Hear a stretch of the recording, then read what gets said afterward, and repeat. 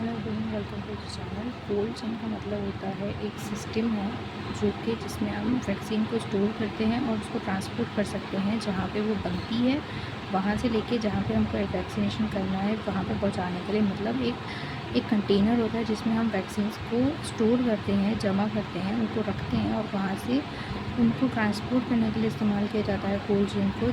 जहाँ पे वो बनती है, जिस फैक्ट्री में वो बनती है, लेबॉरेटरी में बनती है, वहाँ से उसको ट्रांसपोर्ट करने के लिए, ट्रांसपोर्ट करके वहाँ पे पहुँचाने के लिए जहाँ पे वैक्सीनेशन साइट है, एक्चुअल वैक्सीनेशन साइट पे पहुँचाने के लिए।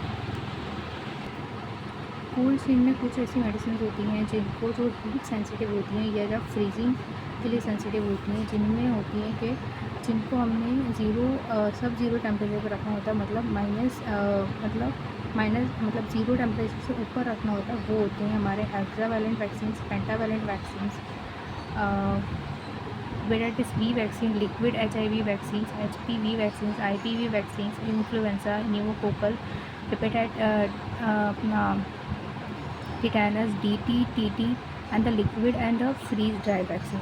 कुछ वैक्सीन होती हैं जिनको लाइट से प्रॉब्लम होती है, जो लाइट सेंसिटिव होती हैं, उसमें होगी BCG vaccine, measles rubella vaccine, MMR vaccine, rubella vaccine. और इनको काले ग्लास का, मतलब जो हमारा वायल जो होता है नॉर्मली वो ग्लास का बना हुआ होता है, तो हमको इनको डार्क ग्लास का बनाना पड़ता है। मतलब ब्लैक कलर का होगा या फिर उनको रैप करके रखा जाएगा, इस तरह के इनको वायल्स में रखा जाता है।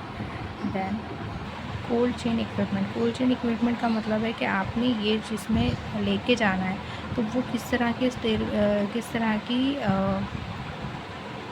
मतलब किस तरह के रेफ्रिजरेटर्स को आप इस्तेमाल करेंगे जिसमें आपने इनको स्टोर करना है। कोल्ड चेन इक्विपमेंट जो है वो यूनिवर्सल इम्यूनाइजेशन शेड्यूल जो प्रोग्राम है उसका बनाया हुआ है। कोल्ड चेन इक्विपमेंट में दो चीज़ें आती है, एक होता है ट्रांसपोर्ट, जिसमें आप उसमें ट्रांसपोर्ट करेंगे, जैसा एक जगह से दूसरी जगह ट्रांसपोर्ट करने के लिए आप वैक्सीन को किस तरह से रखेंगे। और दूसरा होता है स्टोरेज, आपने स्टोरेज कैसे करेंगे। पहला है इलेक्ट्रिकली स्टोरेज, दूसरा है सोलार स्टोरेज और तीसरा है नॉन इलेक्ट्रिकल। नॉन इलेक्ट्रिकल मतलब जो बैटरी पे चलने वाला है, सोलार मतलब जो सोलार पैनल पे चलेगा, और जो इलेक्ट्रिक है वो इलेक्ट्रिकल सप्लाई पे चलेगा। इलेक्ट्रिकल के अंदर आएगा वॉक इन कूलर, दूसरा है वॉक इन फ्रीजर, तीसरा है ice link refrigerator, deep freezer and domestic refrigerator. Solar में solar refrigerator battery drive and solar refrigerator direct drive. Non electrical में cold box and the vaccine carriers.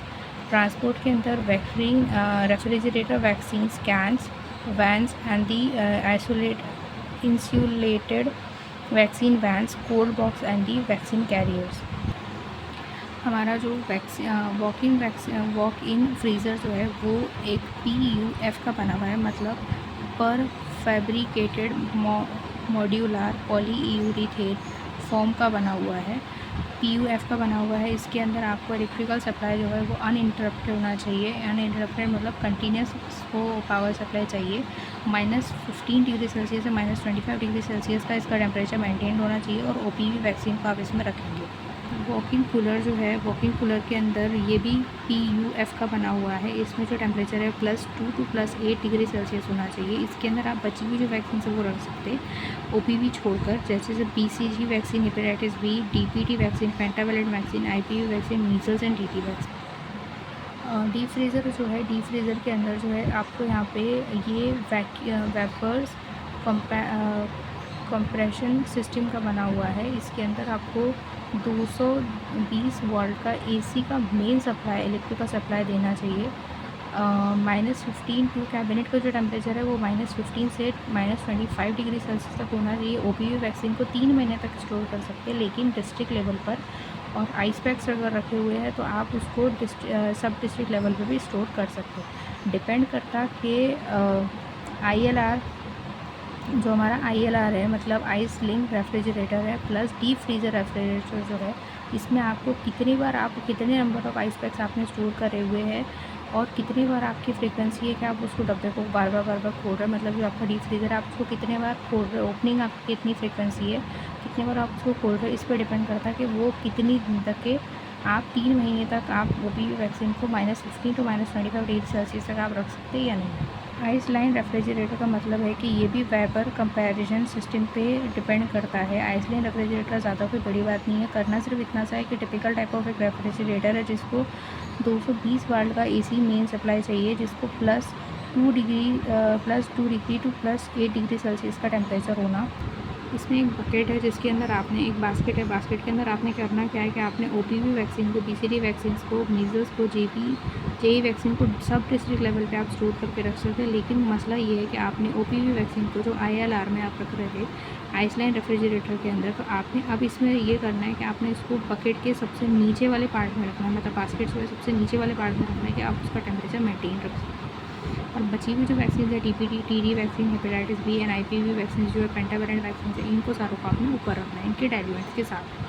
Plastic freezer जो होता है इसके अंदर आप बाकी की सारी वैक्सीन को रख सकते हैं। इसमें ऊपर वाले इसमें आपने BCG वगैरह बाकी की सारी वैक्सीन को रखना है, और नीचे आपने TT वैक्सीन, पेंटावेलेंट वैक्सीन, इन सबको रखना है।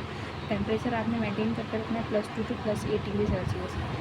अब यहाँ पे देखो, सबसे पहले जो नीचे वाला पार्ट है, सबसे पहले आइस पैक। आइस पैक जो होता है कि आपने इसमें ये सॉल्ट के और पानी के बने हुए होते हैं, ये पानी के बने हुए होते हैं, और इसके अंदर आपने सॉल्ट को बिल्कुल भी ऐड नहीं करना। इनको आप मतलब आइस पैक जो होते हैं ये आपके एक तरह से वैक्सीन्स को संभालने का काम करते हैं, उनको मेंटेन करके रखने का, और उनको मतलब उनको रखने का अच्छे तरीके से रखने का काम करते हैं। डे कैरियर्स का मतलब है कि आप एक ऐसा डब्बा समझें, एक छोटा डब्बा समझें जिसके अंदर आप 6 से 8 वायल्स, 6 से 8 छोटी कांच की शीशियाँ आप रख सकते हैं, और उसमें आपको सिर्फ 2 फुल्ली फ्रोज़न आइस पैक्स की ज़रूरत है। और कुछ घंटों के लिए आपको वैक्सीन को इस्तेमाल करना है, कुछ घंटों के लिए आपको वैक्सीन को रखना है, तो उसके लिए आप डे कैरियर को इस्तेमाल कर सकते हैं।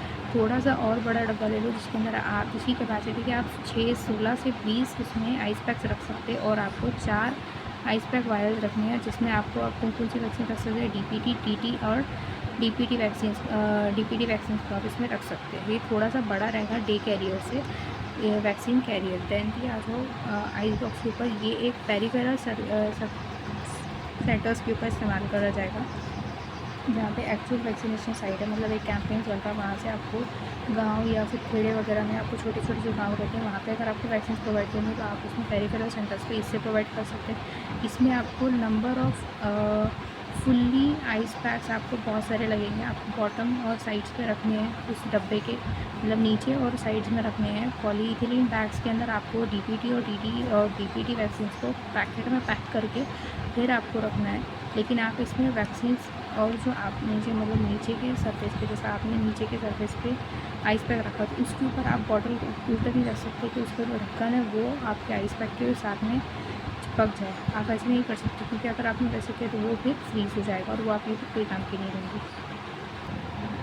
5 की बुक में 121 पेज नंबर के ऊपर ओपन वायल पॉलिसी का एक फ़ोटो बना हुआ है। उसके ओपन वायल पॉलिसी जो है, अब वो किन वैक्सीन को आप इस्तेमाल कर सकते हो, किन वैक्सीन को आप उसके इसमें इस्तेमाल नहीं कर सकते। तो जिनको कर सकते वो ये है, DPT vaccine, TT vaccine, hepatitis B, oral polio vaccine, liquid pentavalent vaccine, PCV vaccine and IPV vaccine. और जिनको नहीं रख सकते आप, ओरल वायल पॉलिसी जिन पे नहीं लागू होती वो है मीसल्स, MR, BCG, JE और रोटा वायरस वैक्सीन।